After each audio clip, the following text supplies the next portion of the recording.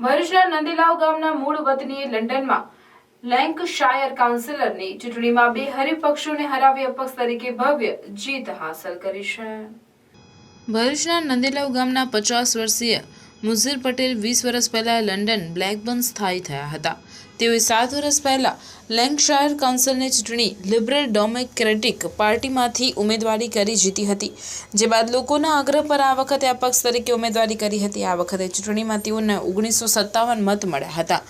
સામે કન્ઝર્વેટિવ પાર્ટીના ઉમેદવારને માત્ર 85 મત, જ્યારે લિબરલ પાર્ટીના ઉમેદવારને 740 મત મળ્યા હતા।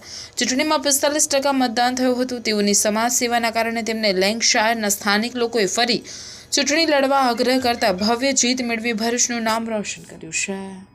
અમારા મિત્ર થાય અને સારું ક્રિકેટ રમતા હતા અને 20 થી 25 વર્ષની ઉંમર સુધીના અમે સાથે ક્રિકેટ રમ્યા। નવજીવન રૂમતા સ્કૂલમાં એમનો અભ્યાસ હતો અને અહીંયા સમાજ સેવકનું કામ હતું કરતા હતા અને એ અરસાર એમને લંડન જવાનું થયું।